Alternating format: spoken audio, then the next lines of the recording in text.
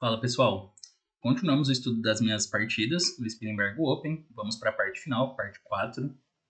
Espero que vocês estejam gostando. Como sempre, se você está curtindo as análises, deixa o like no vídeo, se inscreve no canal caso não tiver inscrito, divulga para o pessoal que gosta de xadrez e às vezes ainda não conhece o canal.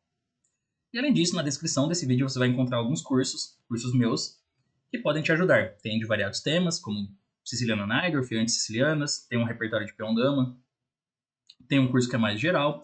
Enfim, dá uma olhada aí na descrição. Todos esses cursos têm cupom de desconto e alguma coisa pode te interessar. Então vamos lá, reta final, últimas 2 rodadas do torneio.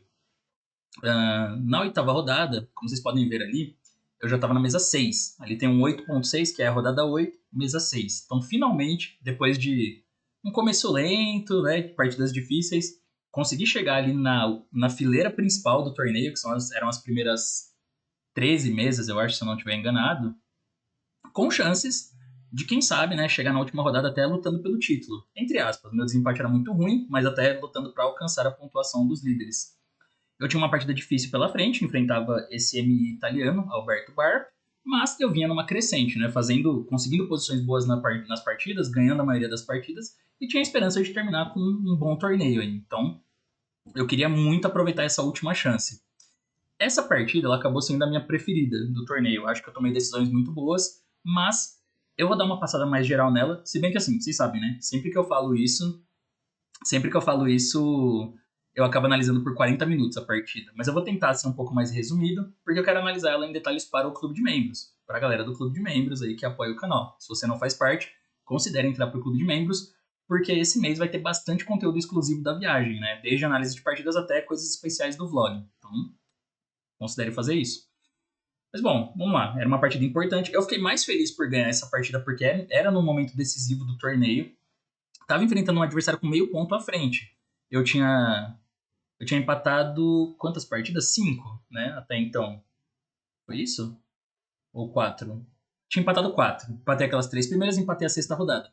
Tava jogando contra um cara que tinha empatado 3. Tava fazendo um torneio bem nas mesas de cima, então melhor que o meu, por exemplo. Ele tava invicto e tava com meio ponto a mais. Então a vitória era importante por vários motivos, né? Para eu chegar na última rodada com chances de ficar lá em cima, para eu passar o cara na pontuação, para eu recuperar bem o rating, enfim, muita coisa em jogo. Então era uma partida bastante decisiva. Para essa partida, eu decidi jogar cavalo F3. Meu lance aí mais flexível, quando eu tento jogar algumas ordens diferentes, até porque, como eu tenho muito peão-dama na base, meus adversários sempre tendem a preparar mais o peão-dama, né? Que é D4 é o lance que eu jogo com mais frequência. Mas eu gosto das posições de cavalo F3, então é interessante ter essa alternativa para tentar surpreender o adversário às vezes. Meu adversário jogou E6, que é um lance flexível. Ele ainda não define o que ele vai fazer, né? Ele pode jogar cavalo F6, pode jogar D5, pode jogar C5, ou pode fazer igual ele fez na partida, C4, e aqui ele jogou F5. Aqui a gente tem algumas coisas flexíveis da ordem, né? Porque, por exemplo, se ele jogasse D5, eu pretendia responder com E3. Cavalo F6, cavalo C3. Esse é um esqueminha que eu jogo às vezes e que eu acho bem interessante. As brancas demoram para fazer D4, né? Eu posso jogar sem D4 essas posições. Eu tenho algumas alternativas a mais. Ou se ele jogasse cavalo F6, pode ser que a ideia dele era jogar uma Ninja, por exemplo, mas aí eu posso fazer cavalo C3 e também não jogo D4, fico esperando. Se bispo B4, eu não jogo D4, eu jogo dama C2 e A3 para tomar de dama em C3. Mas ele fez F5, que é a holandesa. É uma opção interessante, porque é uma abertura bem combativa e ela leva a umas posições desequilibradas já, então para mim ficou claro aqui que ele também tinha ambições de pretas, que ele não ia jogar só para igualar, assim, por exemplo. Então eu joguei G3, cavalo F6 e bispo G2, e a minha ideia é não transpor. Eu não vou. Eu poderia transpor para as posições de holandesa, jogar tipo D4 mesmo aqui, agora vamos que vamos na holandesa. Mas não era a minha proposta para a partida. Eu queria mesmo jogar alguma coisa mais flexível e que mantivesse opções no ar, assim, deixasse o adversário mais em dúvida. Então eu joguei G3, cavalo F6, bispo G2, D5, roque. Ele fez bispo E7. E, por exemplo, esse lance ele já é meio que uma provocação. Porque eu poderia querer jogar D4 aqui até. Que normalmente nas posições de holandesa, de muro de pedra, né? Porque agora virou holandesa muro de pedra, que é essa estrutura aqui com D5, E6 e F5, que é bem sólida. Esse bispo muitas vezes está em D6 e não em E7. Então, às vezes, o bispo E7 é um lance para você pensar assim: como o cara não jogou bispo D6, acho que vale a pena transpor. Mas eu não queria fazer isso, eu queria jogar realmente um jogo diferente, assim, um jogo mais flexível mesmo, com mais opções para os dois lados, mais em aberto, sem definir a estrutura. Essa é a ideia, assim, eu não queria definir a estrutura tão cedo, a menos que eu fosse tirar algum proveito disso. Então eu joguei B3, e por exemplo, se ele fizesse C6 aqui, que é o mais normal, eu vou jogar bispo B2, roque e D3. Essa seria a minha ideia. Fianqueto os dois bispos, principalmente esse bispo de B2 aqui, ele controla bem a casa E5, né, que é um buraco, e depois eu poderia continuar com o cavalo BD2 e E4 um dia, para tentar abrir o centro de outra forma, de outro jeito. Ele também tinha a possibilidade de jogar D4. Também era possível para ele tentar ganhar mais espaço no centro, mas aí já é outro tipo de posição. Vou fazer E3, C5, E por D4, CD4, e a gente cai numa posição interessante, porque geralmente esse peão está em F7. Aqui ele já está em F5, e aí isso permite que eu faça cavalo E5, por exemplo. Eu tenho essa casa para o cavalo, o peão de E6 é uma fraqueza, e já fica uma pressão ali na diagonal. Então isso já poderia ser chato para as pretas. Mas ele jogou de um jeito bem criativo isso aqui. Ele jogou cavalo C6. E aí eu acho, talvez, que ele estava esperando que eu fizesse D4 em algum momento. Eu acho que a ideia era essa. Porque talvez se eu jogasse D4, ele fosse mandar cavalo E4 aqui. Tem algumas partidas recentes que o pessoal tenta esse plano de pretas, e aí joga G5 e H5 aqui, joga para atacar na ala do rei.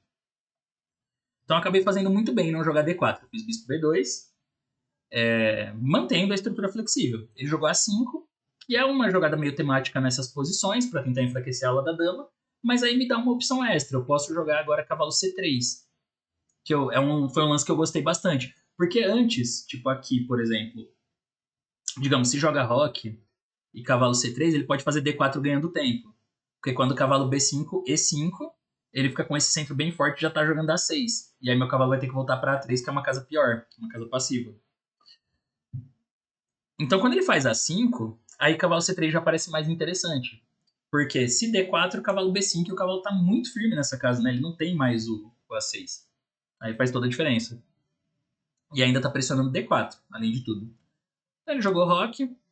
Aí aqui eu decidi jogar com E3, ainda sem fazer o D4, né? Agora, com E3 eu posso às vezes passar o cavalo por E2 aqui para usar as casas D4 ou F4, mas eu não atrapalho o bispo, né? Meu bispo continua aberto. E ele jogou cavalo E4. É um lance para tentar fazer umas simplificações. E também, se eu tomar em E4, acredito que a ideia dele era jogar talvez F por E4, já abrindo a coluna F. Não sei. Eu também tinha considerado aqui D por C4 como alternativa, tentando mudar a estrutura, BC4 e E5. Porque parece que as pretas ganham espaço no centro, assim, né? Mas na realidade eu queria que ele jogasse dessa forma. Eu tava tentando provocar ele também a fazer alguma coisa no centro. Porque eu ia jogar D4 agora. Se E por D4, o ED4 é muito ruim para as pretas, só que tá bem pior já. Que eu vou ganhar muito espaço rápido, né? D5, cavalo D4, por exemplo. Então ele tem que jogar E4, mas aí cavalo D2. E assim, pode levar um tempo, mas eu vou romper com F3 uma hora. E quando eu jogar F3, aí eu vou ter um controle muito bom do centro e o bispo vai ficar bem forte na diagonal. Então ele jogou esse cavalo E4. E aqui eu fiz um lance que eu achei interessante, que era cavalo B5, explorando a casa B5, mas a minha ideia também era manter peças no tabuleiro, era não trocar muitas peças. Eu queria jogar D3, depois expulsar o cavalo dele. Meu adversário pensou um pouco nessa posição e ele tomou uma decisão interessante, mas um pouco comprometedora. É que eu acho que aqui ele acabou subestimando um pouco a posição dele. Né? A minha posição, ele acabou superestimando a posição dele, o contrário. Porque ele jogou A4, que é um lance temático. Eu tava esperando o bispo F6. E aí, provavelmente, eu jogaria dama C1, defendendo o bispo e preparando um D3 ali para expulsar o cavalo. Né? Porque, mesmo sem os bispos de casas pretas, eu continuo tendo o controle do centro, e das casas D5 e D4, principalmente. Mas ele jogou A4, que é um recurso típico nessas posições, porque se eu não fizer nada, e aqui é um momento bem interessante, se eu não fizer nada, as pretas podem, ou ele vai jogar A por B3 e depois trocar as torres, e aí ele consegue dar uma aliviada legal na posição, ou ele pode jogar A3 às vezes, colocando o peão lá na sexta e fixando o peão de A2, né? E aí ele tem essa casa pro cavalo, assim, B4. Vamos imaginar que dá tudo certo pro preto. Por exemplo, eu faço, sei lá, um lance qualquer, H3. Aí A3, bispo C3. É que, bom, tem cavalo por C3, mas digamos cavalo B4, ele tá jogando C6 já. Então ele consegue ajeitar a estrutura e ele fica com uma pressão bem forte ali em A2, que vai atrapalhar o meu desenvolvimento. Só que o A4, ele me permite uma resposta bem concreta. E esse Esse é o primeiro momento da partida que eu fiquei bem orgulhoso, assim, da forma como eu joguei. Então, quero que vocês pensem aí como vocês reagiriam de brancas. Assim, nessa posição, quando ele joga A4, deixa eu tirar essas setas. Se eu deixar tanto A3 como A por B3, ele tá ganhando algo. Se A por B3, ele troca as torres e ele dá uma aliviada na posição através de trocas. Se A3, ele fica com o peão na cesta ali e fixa o peão de A2 e ainda atrapalha minhas peças. Então, na verdade, eu não posso permitir nenhum desses dois lances, nem A3 nem A por B3. Eu tenho que tomar em A4. Essa foi a minha conclusão. Só que, se eu jogar B por A4 direto, ele faz D por C4. Então, primeiro eu joguei C por D5. Ele não pode tomar de dama, porque agora esse cavalo tá muito bem aqui, né? Se tomar de dama, cavalo C7, ganha. Então ele joga E por D5, mas aí B por A4 agora. E é interessante, porque esse peão, ele parece inútil, assim, na verdade, né? É um peão dobrado. Tanto que normalmente o pessoal joga, assim, de pretas, joga esses A4, sem se preocupar com B por A4. Porque a impressão que dá é que como o peão tá bem ruim ali em A4, ele vai cair mais cedo ou mais tarde. Mas aí é interessante porque na partida a gente vê que não é fácil das pretas recuperarem o peão. E ao mesmo tempo, ele perde as ideias que ele estava querendo, A por B3 e A3. Então eu fico com um peão a mais e eu tenho uma posição boa estrategicamente. Porque esse bispo está bem colocado, eu tenho as casas boas aqui como E5 e D4, e esses peões em D5 e F5 tornam a posição das pretas mais exposta. Tem a pressão em C7, então eu tenho várias vantagens posicionais. Ele jogou cavalo C5, que era o lance que ele contava para recuperar o peão, mas aí cavalo C3. E a gente vai ver que de repente não é tão simples de recuperar esse peão. Eu estava um pouco preocupado com essa posição, porque eu achei que ele poderia jogar cavalo D3 aqui, que talvez essa fosse a ideia dele, chegar com o cavalo em D3. Mas aí eu vi que eu tinha dama B3, que é uma resposta muito boa. O cavalo tá meio preso em D3 também. Desse jeito, a dama tá cercando o cavalo e eu ainda tô pressionando D5. Então essa posição já me alegrou muito. Já me deu bem mais confiança. Aí ele fez bispo E6, continuou desenvolvendo e agora eu joguei torre B1. Então já tô mirando ali na coluna B. É um lance bem útil esse, até porque cavalo D3 eu posso responder simplesmente com bispo A1 agora. Foi dama D7 e eu joguei bispo A1, simplesmente organizando minhas peças. O computador prefere bispo A3, que ele acha mais ativo, assim. Mas eu joguei bispo A1 que pareceu muito natural. O bispo fica seguro em A1 e a torre tá fazendo uma pressão ali na coluna B. Então, por exemplo, eu já começo a ameaçar umas ideias como D4, que é onde B7 tá caindo. Aí ele jogou B6, beleza. Deixa o peão a salvo, mas expõe a diagonal. E esse é outro momento que eu acho bem instrutivo. Eu joguei H4 nessa posição. Vendo que ele ainda não tem uma forma tão simples de recuperar o peão. Porque se ele tirar o cavalo de C6, eu já jogo o cavalo E5. E aqui, eu tô ameaçando o cavalo G5 agora. Eu queria essa ideia que também é incômoda. Ele fez bispo F6. Mas assim, eu tava esperando H6. Eu achava que era importante para ele impedir cavalo G5. E nesse caso, eu pretendia jogar cavalo E2. Porque agora ele dá um ponto fraco ali em G6. Então eu começo a ter umas ideias como cavalo F4 para pular em G6 ou pressionando D5. Mas aí eu devolvi o peão, beleza. Só que olha que interessante o que acontece. Cavalo E2, ele não pode tomar de torre, porque D4. E aí ele perde material. Então ele tem que tomar de cavalo. Mas aí cavalo F4, ok. Bispo F7. E aqui eu jogo D4. Eu tinha visto essa ideia e me pareceu muito interessante. Parece um pouco esquisito porque eu bloqueei o meu bispo. Só que por outro lado o cavalo dele fica preso em A4.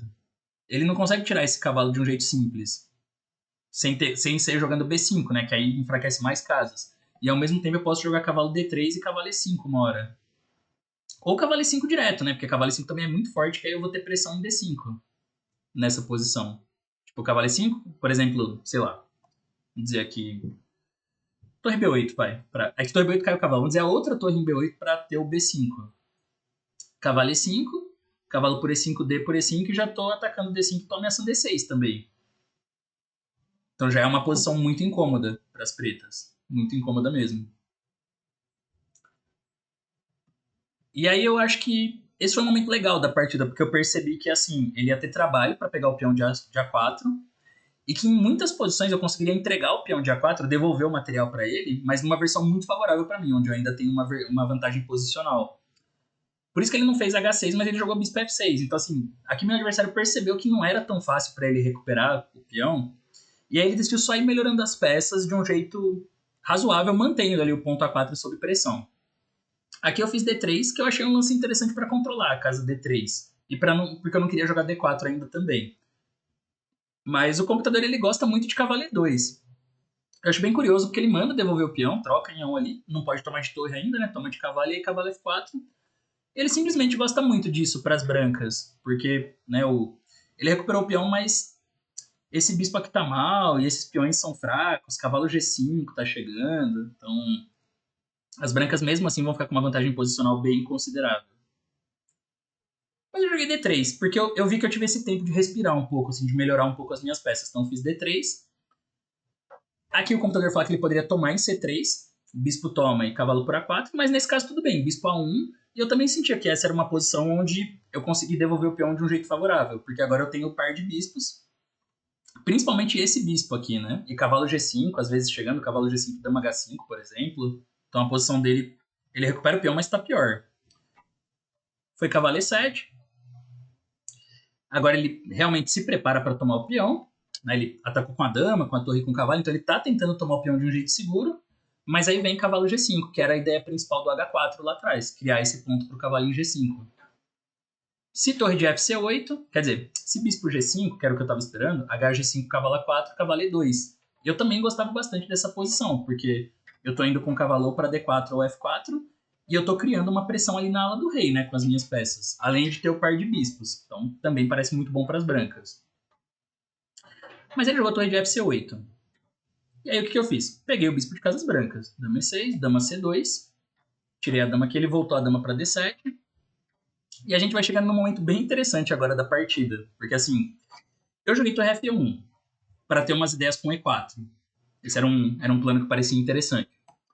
Eu poderia ter feito torre B4 aqui, para só segurar o peão e continuar melhorando as minhas peças. O computador ele gosta até mais de torre B5, porque ele dá uma linha muito concreta. Cavalo por A4, torre por D5 e... É uma variante muito louca essa, mas ele diz que as brancas ganham. E ganha mesmo. Mas eu fiz torre F1, porque eu tava preparando uma ideia aqui interessante. E nesse momento, a gente já tava ficando com pouco tempo. Tava os dois ali com, sei lá, 15, 10 minutos. Acho que ele tava com 10, alguma coisa assim. Ele faz o cavalo por A4. E nesse momento, se vocês procurarem essa partida no chess.com lá no eventos, né? Vocês vão ver que eu fiz um lance que o computador dá interroga duas. É um blunder. Interroga duas. Porque ele fala que depois de cavalo E2, por exemplo, bispo A1, torre A1, as brancas têm uma vantagem posicional enorme, assim. Claramente, né? Esse bispo é muito forte na diagonal. Eu vou ficar pressionando D5 e F5. Ele tem problemas com a casa E5, casa D4. Ele tem problemas com o rei, que está exposto, vai ficar exposto. Então, assim, a posição das pretas realmente é bem ruim, na verdade. Mas é uma vantagem posicional que eu vou ter que ir trabalhando aos poucos. Em vez disso, eu tinha visto uma outra ideia que eu achava muito mais perigosa para ele. Então, eu já estava de olho nesse golpe quando eu joguei torre F1, porque depois que eu eliminei o bispo, depois que eu tomei em E6, eu percebi que a casa D5 aqui era muito sensível e era uma intersecção muito perigosa, né, onde o bispo ataca as duas alas. Então, o que eu fiz? Eu joguei dama C2, ele voltou essa dama para D7 e agora eu fiz torre 1. Quando o cavalo por A4, eu joguei cavalo por D5, que é um golpe que assustou o cara na hora, assim, pegou ele muito desprevenido. É engraçado porque esse lance, objetivamente, ele desperdiça toda a vantagem das brancas. Mas é o meu blunder preferido, talvez, que eu já fiz na vida, assim. Porque é um erro que ganha a partida. Inacreditavelmente. É um erro, é um lance que interroga duas que ganha a partida. Olha só. Cavalo por D5 e aí dama C4. Cravando. Aqui ele pensou um pouco, mas ele já errou. Com torre A5. Torre A5 é o lance que as pretas ficam bem piores. O certo era C6. E o que eu tinha visto aqui? C6, bispo toma F6, G por F6 e agora E4. Então eu pensei, se entrar nessa posição, tá bom, porque eu vou recuperar a peça com o rei dele muito aberto. Então, assim, a posição fica ganha, com certeza. Mas ele pode tentar salvar essa peça. B3, só que dama B3. E aí cavalo C5. Tentando expulsar a dama da diagonal. Dama C2, e eu parei aqui. Falei, bom, aqui eu devo estar ganho, porque agora os dois cavalos estão caindo, né? E eu tentei encontrar recursos para ele e não via nada muito bom. Porque, por exemplo, se cavalo B4, torre toma. Se dama C5, cavalo D3, né? Mas torre toma. Se toma de dama, dama por C5. Peça a mais. E se toma de cavalo, dama B3 cheque primeiro. Se ele cobrir de dama, cai D3. Se ele só tirar o rei, torre D1. E aí ele vai perder uma peça, né? Com certeza, nessa cravada aqui. Tipo, torre D8, E por F5, por exemplo. Sei lá. Vai acabar caindo alguma coisa. Ou, na verdade não, né? Bispo F1. E aí quando F por E4, torre por E4. E aí vou ganhar uma peça. Ganhar esse cavalo aqui. Só que tem um problema com essa linha. Tipo, aí que tá o negócio, né? Existe a avaliação do computador, que é a avaliação objetiva da jogada. E existe o problema prático que você tem que resolver no tabuleiro. Com o tempo correndo, com o adversário ali te pressionando e considerando que você não tinha visto o golpe antes, né? Com efeito surpresa. Para entrar nessa linha, bispo F6, G6, E4, as pretas têm que ter visto um recurso muito difícil. B5, dama B3, cavalo C5, dama C2. Eu imagino que, por exemplo, essa posição ele chegou, igual eu. Ele chegou e concluiu que era ruim, e aí ele não quis entrar. Só que tem um recurso brilhante aqui que é esse, cavalo F4. Esse é bem absurdo e muito fácil de deixar escapar. Se dama por C5, cavalo D3. Assim, essa posição ainda é pouco clara, eu acho. Dama C3, cavalo E1, torre E1. Ele dá vantagem clara para as pretas, mas o rei branco, o rei preto ali tá meio estranho, né? E tem bispo H3 chegando, F6 caindo. Mas tudo bem, joga G por F4. Só que agora o lance não é cavalo por D3, porque é cavalo por D3 torre D1. O lance é cavalo E6, e é por causa desse que as pretas mantêm o controle. Que agora ele pode ter ou cavalo D4 ou cavalo F4. Então assim, vendo com o computador, beleza. Mas é muito difícil de achar isso na partida. Porque são lances muito estranhos, assim. O cavalo F4 mesmo é uma jogada muito difícil porque você tá olhando pro outro lado, você tá procurando alguma coisa na ala da dama. Cavalo B4 é um lance fácil de considerar, porque ganha tempo ainda, mas cavalo F4 eu acho impossível.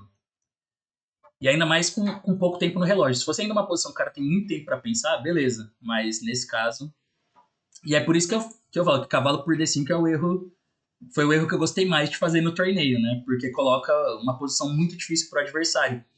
E é uma posição que coloca problemas muito mais difíceis para ele e mais diretos do que se fosse uma posição técnica, que seria o caso depois do cavalo E2 ali, no bispão em torre A1. Então o que aconteceu? Aqui ele jogou torre A5, só que isso é um erro. Eu acho que ele tinha calculado a seguinte variante: bispo F6, G por F6, E4, que foi o que aconteceu, torre C5, joguei dama B3, e aí ele jogou cavalo de A C3. Se torre C3, porque eu tô recuperando a peça forçada, né? Se torre C3, dama por D5, dama D5 e D5. E aqui é engraçado, eu não tinha muita certeza dessa posição. Achei que eu tava melhor, mas não tinha muita certeza. Só que depois de torre D3 tem uma ideia muito forte para as brancas, torre B4. Se cavalo C3, torre B3, e vai ganhar uma peça porque cravou o cavalo ali. E se cavalo C5, torre F4, essa passagem da torre é muito boa.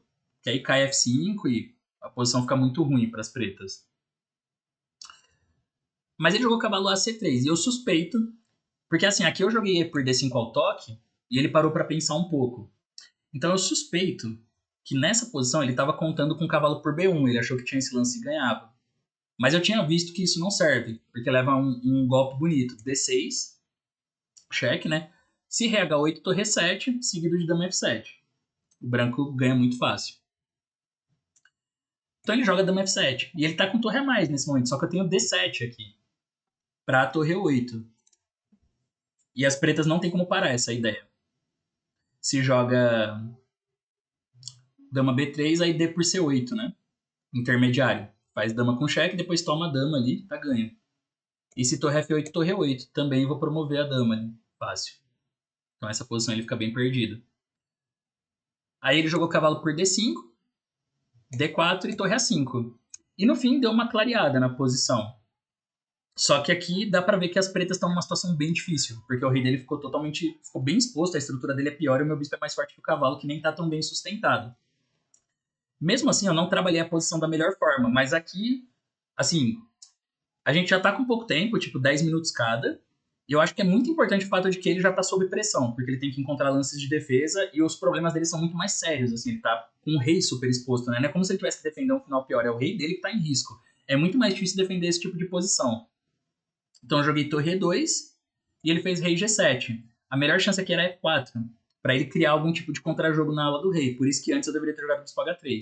Mas bom, torre E2, rei G7, eu falei, vou dobrar na coluna E e ver o que acontece. Ele achou essa defesa com torre F8 para pôr a torre em F7, mas aí sim eu fiz o bispo H3 cravando o peão, torre F7, e joguei dama F3, aumentando a pressão em F5. E agora foi cavalo B4, se cavalo E7, cavalo E7 era um pouco melhor, mas aí torre E6 parece bem forte, Pra depois, quem sabe, continuar com dama E2 aqui. E ele não vai manter esse cavalo por muito tempo. Então, cavalo E4. E esse foi um momento interessante, porque eu comecei a ficar um pouco nervoso que eu não estava vendo um jeito de invadir a posição das pretas. Mas eu encontrei o melhor lance aqui, bispo G2, voltar esse bispo para G2. Se cavalo D5, se ele volta, torre E6. E nessa posição, tá ficando mais difícil de defender H5 agora. Se cavalo E7, H5, aí eu tenho umas ideias como H6 aqui, se rei H6 dama E3, né, ganhando uma peça. Então ele vai sendo obrigado a ficar cada vez mais passivo. Ele decidiu jogar cavalo por A2, aqui ele já, né, decidiu arriscar. Torre por A2 era pior, porque aí eu troco as torres e sobra dama B3, o cavalo tá preso. Só que cavalo por A2 é um lance que perde. Mas aqui ele calculou, né, e eu acho que ele percebeu... Porque de primeira, a minha ideia era jogar dama B3, mas eu percebi o seguinte, se dama B3, dama A4. Eu achei que isso não dava certo, porque bispo D5. Se ele tirar a torre de F7, vai levar a torre E7 e acabou. Então ele joga dama por B3, bispo B3, só que agora tá caindo a torre e o cavalo. Porém, as pretas têm cavalo C3. Ganha um tempo atacando a torre. E vai voltar para D5. Esse é o detalhe. Mas eu pensei, tudo bem, porque torre é 8. E ele ainda não tem casa para essa torre, se ele tirar a torre G8, né? Mas aí joga cavalo D5. Torre D8, C6 e as pretas estão se aguentando. Torre E6, ele ainda gosta pro preto, mas já tem muito recurso aqui, ele já tá se defendendo. Então achei um lance melhor aqui que foi torre A1. E agora, as pretas erraram com cavalo B4. O recurso certo era dama B5. Esse lance eu até vi na partida, mas eu pensei, bom, se ele jogar dama B5, aí eu vejo. Né? E eu acho que bispo F1 ganha ainda. Porque a ideia do dama B5 é que eu não posso tomar em A2. Se toma, sobra dama B1. Mas bom, ele jogou cavalo B4. E aí o problema é que eu troco as torres, só que eu eliminei a peça que estava defendendo F5. Aí bispo H3. E aí finalmente essa posição, as brancas vão conseguir criar um ataque perigoso, né? Porque vai cair F5. Ele jogou dama D5 e esse é outro momento bem importante da partida, porque a gente já tava os dois com pouco tempo. Então, assim, eu poderia até pensar em jogar dama por D5, só que entrar nesse final é tudo que as pretas querem. Cavalo por D5, se bispo F5, C6, ele passa a torre lá pra A7. E se torre A2, cavalo C3, torre A5, cavalo E2, e aí seca, né, pra um final igual. Mas eu tenho uma jogada muito forte que é dama F5, dama H5. E ele não tem agora como evitar a perda do peão de F5. Porque se F4, dá pra jogar dama G4 e tomar de dama em F4, e aí eu mantenho o ataque. Ou bispo F5, que também é muito forte. Então ele joga dama por D4, mas aí bispo F5. E essa posição já fica bem perdida. Porque tá caindo ali H7, né? Não tem o que fazer. E agora o rei tá extremamente exposto. Ele fez ré F8. É meio que a única defesa, mas aí dama H6 check. Se rei G8, torre E8, né? Então torre G7. Só que vem torre D2 e essa é a última coordenada aí que as brancas precisam. Tá chegando torre D8 ali. Dama 1 cheque, rei G2. Ele não tem como tirar a dama defendendo o cheque. Aí ele fez cavalo C6. Torre D7, cavalo E7. E nessa posição, quando eu entrei lá atrás, quando eu joguei o dama H5, eu achava que torre D8 era mate. Mas aí depois eu vi que ele tem ré F7. Só que, tipo, ré F7 e dama H5 também ganha, o branco. Então, no fim, eu falei, bom, vou jogar torre por E7. E pronto. Porque esse é o lance que faz as pretas abandonarem, né? Vou ficar com peça mais limpa. Como diz o Krickers, tem que fazer o lance que faz o cara abandonar, assim. Que realmente é esse caso. E aí, realmente, eu joguei torre por E7 e ele abandonou. Mas tinha um bem preciso que era esse, bispo E6. Esse cria a ideia do mate mesmo. Esse rei 8, dama G7, né? Acabou. Mas bom, torre 7 tá ótimo, porque, por exemplo, aqui ele abandonou. Porque a verdade é que eu tomo em G7 com cheque, rei D6, dama D7, vai cair tudo, né? Rei C5, dama C7 cheque, cai H7 e acabou a partida. Então, uma vitória extremamente importante, essa na penúltima rodada do torneio. Eu também gostei das decisões que eu tomei, né? Eu gostei bastante quando eu decidi tomar o peão em A4, porque isso foi um momento muito importante. E eu gostei muito do cavalo por D5, que é um lance ruim. Eu acho que é o tipo de jogada que eu não faria normalmente, porque eu consideraria, cavalo E2, eu volto o cavalo, estabilizo uma vantagem posicional e tô melhor. Mas eu vi uma chance de complicar a partida, porque pareceu que era difícil para o adversário e eu fui. E acabei sendo recompensado, né? Ele perdeu o controle muito mais fácil do que se fosse jogando o finalzinho. Então isso com certeza me deu bastante confiança para a última rodada, mas tinha um problema de jogar a última rodada de pretas, né? Que é sempre complicado. Então vamos lá, pra gente ver como foi essa última rodada minha no Spielberg Open. Eu tava de pretas contra o Lars Goldbeck. É um jogador alemão. 2.370.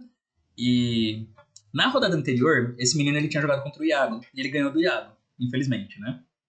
Com essa vitória, me contaram, ele alcançou o título de MI. Ele conseguiu o rating, acho que faltava porque ele já tinha 3 normas, mas faltava o rating, então ele já tinha virado MI. Mas ele jogou de brancas com o Iago e dobrou brancas comigo. Antes da partida eu olhei e ele tava com uma performance de tipo 2.550, 2.540, algo assim. Então, com essa performance, muito provavelmente ganhando de mim, ele faria norma de GM. Com certeza. Se ele ganhasse, ele faria norma de GM. E ele tinha dobrado brancas, né? Eu pensei, bom, o cara vai jogar ambicioso. O cara vai vir pra partida querendo, né? O jogo, porque, pô, tá dando tudo certo. O cara virou em mim no torneio e se ganhar a última, fica lá empatado com o primeiro lugar em pontos, faz norma de GM e ganha tudo, né? Aí, assim, você não sabe como o adversário vai estar no espírito pra partida. Mas eu me preparei da melhor forma. Eu me preparei. Essa última rodada era de manhã, né? Então não tinha tanto tempo pra preparar, mas eu pensei mais dessa forma. Eu vi que ele jogava peão-dama. E um conselho que o Iago me deu é que ele não era tão bom em partida, em posições simples. Posições, assim, com poucas peças, onde o jogo é mais de manobras. Tanto que a partida que ele ganhou do Iago foi uma partida complexa, assim, de cálculo, de tensão. Mas o Iago disse, eu joguei a Mandia do Rei, que é mais tenso, mas assim, eu vi que ele não vai muito bem em posições calmas, posições tranquilas. Então eu pensei, beleza, vou jogar sólido. D4, D5, C4, C6. Joguei a eslava, que não é uma abertura que eu emprego regularmente, mas eu gosto bastante. E eu pensei, bom, o cara, ele já virou MI no torneio, então já tá valendo, né? Ele já conseguiu o que ele queria. Se ele ganhar, ele vai fazer norma de GM. Então acho que ele vai vir de uma forma ambiciosa. Ele ainda dobrou brancas, né? Que é uma sorte na última rodada se dobrar brancas. Ele não tem nada a perder, assim, no fim das contas, né? Mais importante, eu olhei na base e vi que ele não tinha partidas jogando Eslava das trocas. Ele não jogava C por D5 na Eslava, porque a Eslava é uma abertura excelente para você jogar para ganhar de pretas. Eu realmente acho que é uma arma muito boa para jogar para ganhar de pretas. O único problema é quando seu adversário joga C por D5 e ele não tem ambição. Aí realmente não tem muita coisa que você pode fazer, mas dá para tentar ainda mesmo assim. Mas eu pensei, bom, nessa circunstância, eu acho que o cara vai jogar para ganhar. Ele vai tentar alguma coisa. E aí, C por D5. Na hora. Então, é difícil. Tudo bem, a culpa é minha por ter jogado eslava. Não, eu também escolhi uma abertura que dá a chance do cara fazer isso. Mas pelo contexto, eu achei que ele não ia jogar eslava das trocas, porque ele não tinha nada indicando isso. Mas o cara trocou. Beleza. C por D5, jogou cavalo F3, cavalo C6, cavalo C3, cavalo F6, e aqui ele fez bispo F4. O lance mais jogado é bispo F5 aqui, né? Que tem algumas posições interessantes, mas eu gosto muito de A6. Eu costumo jogar esse A6 de pretas. Porque o detalhe é que se joga E3, que foi a ordem que ele fez comigo, como a gente não jogou bispo F5, dá pra fazer bispo G4 direto. E aí é bem importante, né? Eu cravo e já desenvolvo esse bispo numa casa útil. Geralmente o bispo G4 é perigoso porque as brancas têm dama B3, mas nessa posição com o peão em A6 é diferente. Dá pra jogar cavalo A5 e aí se dama A4 B5. Esse lance não seria possível com o peão em A7, né? Mas aqui eu tenho. E faz muita diferença não ter jogado D6 também, porque se ele tentar sacrificar cavalo B5, bispo D5, bispo D7, aí as brancas não têm compensação suficiente pela peça. Então esse é um ponto bem importante. Como que as brancas jogam geralmente quando elas querem jogar da forma mais ambiciosa? O branco geralmente joga a torre C1 aqui. Desenvolve a torre, espera as pretas fazerem bispo F5 para tirar o bispo, e aí sim, E3, E6 e agora dama B3. Porque agora com o peão em E6 é diferente, cavalo A5 já vai ser perigoso, né? Perigoso, assim, é um modo de dizer, é perdido. Depois de dama A4, B5, o cavalo toma. Perdidaço. Então aqui eu jogaria a torre A7, que é uma linha sólida, a torre fica um pouco passiva, mas se a dama sai de B3, a torre volta para 8. E assim, tudo bem, só que o branco pode tentar jogar por uma pequena vantagem, mas é jogo. É jogo e é uma posição sólida que era o que eu estava buscando para a partida. Mas por outro lado, quando ele faz E3, é até melhor, porque aí bispo G4. E eu já consigo resolver dois problemas. Eu desenvolvo o bispo ali para não ficar com o bispo mal, e eu vou trocar o bispo pelo cavalo, já vou criar um desequilíbrio de peças, né, da relação material. Isso dito, realizei dois sonhos e a posição tá igual. Beleza, ele fez H3. Se ele jogasse bispo E2, eu ia fazer a mesma coisa, bispo toma E6. H3, bispo F3, dama F3, E6, bispo D3. Aqui eu joguei um H6, só para jogar bispo D6 e ele não responder bispo G5, né? Então torre C1, bispo D6. Aí rocou, rock. Ele fez A3 aqui. Bom, é uma posição super calma e, tipo, tranquilo pro branco. Mas Bom, às vezes quando você joga uma eslava, isso é o máximo que você pode querer da vida também. Eu já igualei, né? Eu já igualei de pretas. Tá bom, né? O que mais que eu vou querer? A estrutura tá simétrica, ok. Mas dá pra jogar isso. E é muito seguro.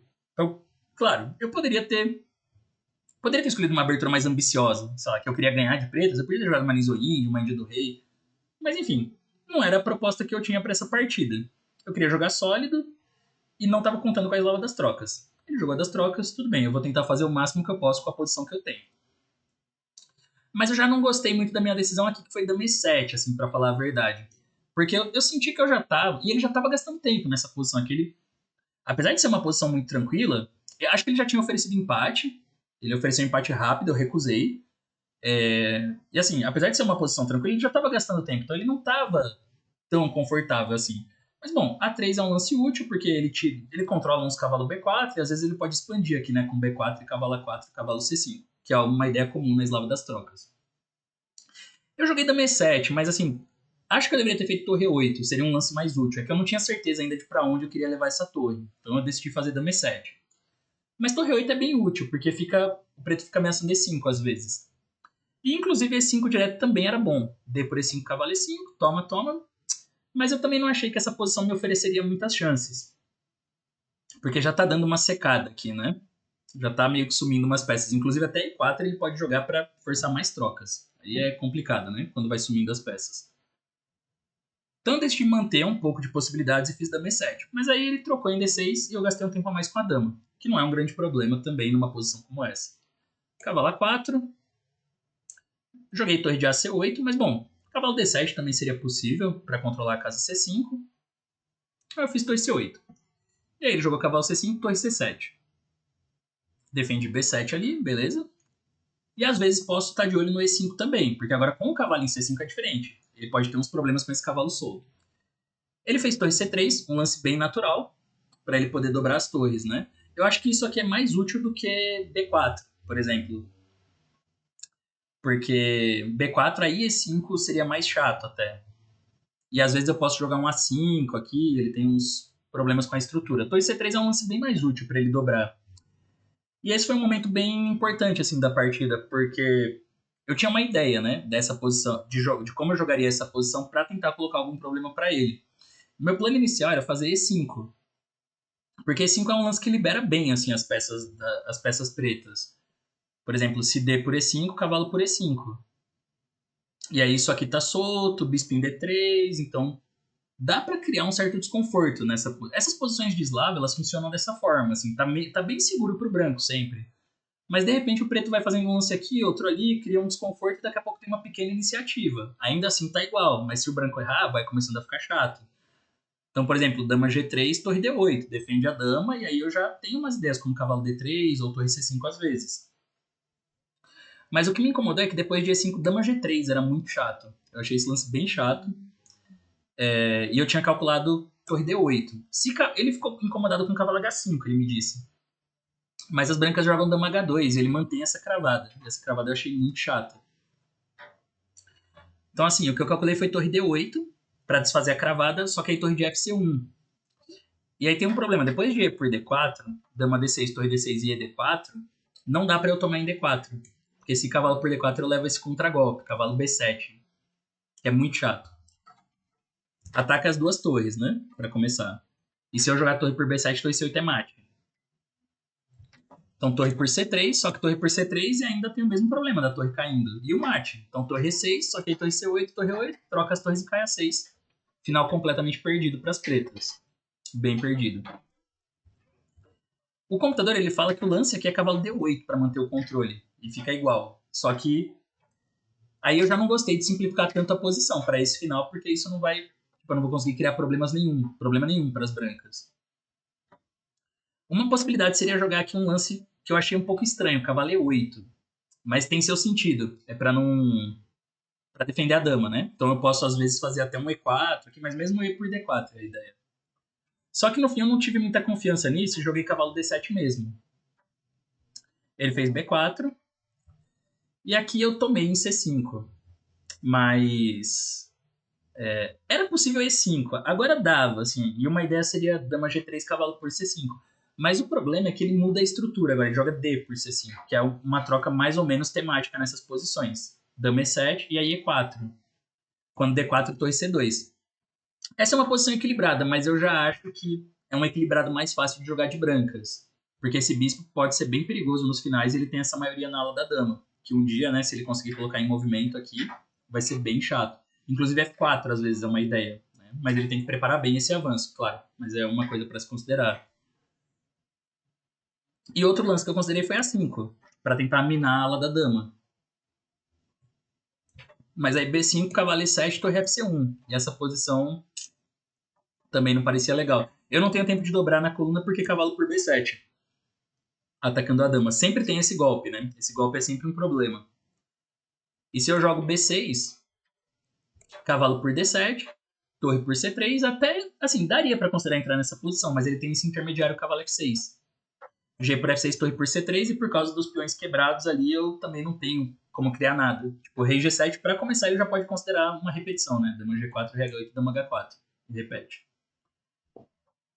Então, assim, eu decidi tomar de cavalo em C5. Isso lembra muito a partida que eu joguei na terceira rodada. Só que ele tomou de torre, ele não tomou de B. De B era a melhor opção. Dama E7. E assim, ele não vai conseguir pressionar B7. Isso é um cenário bem parecido com a outra partida. Ele não tem como incluir o bispo na pressão em B7, mas ele pode jogar de outras formas, tipo torre D1, torre D8 e G3 e C5 bispo F1. Porque aí depois ele pode, de repente, pôr o bispo em G2, né? Então essa era uma posição interessante também. O computador gosta um pouquinho para as brancas, mas assim, eu até estaria feliz se acontecesse algo assim, porque isso cria um desequilíbrio na posição, né? Desequilibra a estrutura. Mesmo que objetivamente seja um pouco melhor para as brancas, dá jogo. E isso é importante quando você está de pretas e você tem um estilo sólido igual o meu. Tem que dar jogo, né? Tem que sempre manter o jogo vivo de algum jeito. Mas ele tomou de torre. O que é um pouco mais tranquilo para mim. Eu jogo B6, antes dele dobrar as torres, né? Torre C2. Só que agora eu já quis começar a aliviar essa pressão na coluna C, porque assim, não dá para jogar torre C8 que tá caindo a 6. Então eu fiz cavalo B8. Foi um lance meio passivo esse, na verdade, mas tá defendendo o peão de A6. Era melhor cavalo E7. Eu fiquei muito na dúvida, eu queria jogar de um jeito mais ativo. Mas eu não vi como continuar, só que depois de torre C7, dama C7, bispo A6, tem dama C3, e as pretas vão recuperar, e o peão e o cavalo tá melhor aqui já em E7. Mas bom, foi cavalo B8, dama E2, pressionou A6, e aqui eu joguei A5. O computador gosta de B5 também, mas assim, eu não achava uma boa ideia deixar esses peões fixados em casas brancas. Isso é sempre algo que nos finais assim pode ser arriscado. Por um lado, eu tenho sempre a possibilidade de entrar com o cavalo lá em C4. Isso é uma ideia real. Mas os peões fixados em A6, se chegar um A4 de um jeito bom para as brancas, também vou ter dor de cabeça. Então eu preferi jogar A5. Torre C7, torre C7. B por A5, B por A5. Se eu não me engano, por aqui ele ofereceu um empate de novo. Não sei se aqui ou no próximo lance. E jogou bispo B5, que é um lance bem natural para deixar o meu cavalo preso. Mas aí eu fiz torre C8, torre B1 e cavalo C6. E é engraçado porque nesse momento eu já tava me contentando que a partida ia empatar. Pensei, tudo bem, tentei, né? Eu recusei empate e tal, mas aqui o cara vai jogar bispo dama C6. E não tem o que fazer, dama C6, dama B5, assim. Dama C3, A4, sei lá. Super simétrica a posição, né? Vai empatar. Mas aí, pra minha surpresa, ele jogou dama C2. Ah, detalhe tático importante é que ele não tem torre C1, né? Leva cavalo por D4. Se torre C7, cavalo E2, cheque. As pretas estão ganhas. Mas pra minha surpresa, ele jogou dama C2 nessa posição. E de repente, eu senti, bom, agora eu faço cavalo E7 e finalmente eu consegui o que eu queria, uma posição com jogo. E desequilibrada, porque tem bispo contra cavalo, né? E assim, como ainda tem os peões na coluna A, eu posso tentar pressionar essa posição. E aí eu já fiquei otimista nesse final. Eu fiquei bem otimista, eu tava com vantagem de tempo ainda. Jogou rei F1, torre C3, A4 e aí cavalo F5. Já começa a melhorar o cavalo. Rei E2, torre C2, cheque, rei E1. Aí eu fiz G6, só pro rei ter a casa G7. E aqui ele jogou torre A1, que é um lance bem passivo. A defesa correta nessa posição é bispo E2, para passar o bispo para D1. Essa seria uma defesa excelente, porque depois ele ainda libera a torre dele para jogar de forma ativa, né? Torre B5, por exemplo. Só que ele fez torre A1, e aí foi cavalo D6, bispo D3, torre B2. E essa posição eu já tava... Ele jogou G4, né? Mas eu já tava ficando bem animado, porque eu tenho a torre ativa, meu cavalo tá bem, e tem esse ponto que eu posso pressionar na posição dele, tanto que ele deixou a torre passiva já. Mas a verdade é que esse final tá igual ainda, tá objetivamente equilibrado. Mas eu tenho umas pequenas chances que eu poderia aproveitar, poderia tentar aproveitar. Por exemplo, eu conduzi muito mal nos próximos lances. Assim, primeiro o rei G7 tá ok, só melhorando o rei e passando a bola pro cara. Era interessante o G5 nessa posição, para tentar fixar o peão de H3. Mas era talvez melhor rei F8, só trazendo o meu rei. E ele teria que jogar de forma ativa para manter o controle. Ele teria que jogar torre C1 agora, torre A2, torre C6 e tentar buscar um contra-jogo, rei E7, bispo C2. E essa posição tá ok ainda, vai. O branco tá defendendo, não tá perdendo nem nada. Esse cavalo E4, aí bispo E4, depois E4 e torre C4, né? E ele consegue se defender. Mas esses dois lances eram mais interessantes, G5 ou rei F8. O G5, talvez ele pudesse jogar da mesma forma que na partida, assim, torre C1, torre A2, torre C6. E aí cavalo E4, toma, toma, torre C5, né? Torre A4, torre E5. É um final que vai acabar empatando, esse final de torres, porque eu não vou conseguir usar muito bem o peão passado.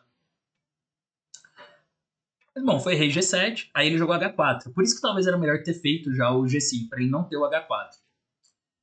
E aqui eu fiquei na dúvida já nessa posição de como eu deveria jogar. Eu considerei H5, que parecia bem útil para fixar o peão de H4 ali como uma fraqueza. Só que ele toma em H5 e joga bispo E2. E aí eu também tenho um peão para me preocupar, né? Em H5. Se rei H6 ele volta. Aí o problema é que eu não consigo ativar meu cavalo. Não consigo melhorar o cavalo direito. Então eu fiz G5 e pensei, tudo bem, troca, mas eu fixei o peão de G4. Só que aqui ele encontrou uma defesa boa. Ele encontrou um jeito bom de resolver os problemas, assim. Que foi jogando torre B1. Foi jogar de forma ativa. Porque com o peão em G5 tem um detalhe muito importante essa posição. Eu joguei torre A2. Se torre B1, bispo B1 é um final que parece interessante, mas não tem nada. Porque o meu rei não passa, né? Eu não tenho como criar uma entrada para o rei. Porque da forma como está a estrutura, meu rei não passa nem por C5, nem por B5, nem por E5, nem F5, nem H5. Eu não tenho como forçar ele a tirar os peões dessas casas, então eu não vou conseguir abrir uma passagem para o meu rei. Por isso que o final empata é uma fortaleza bem tranquila para ele. Torre A2. Mas aqui ele joga torre B6. E de repente meu cavalo não tem uma casa muito boa.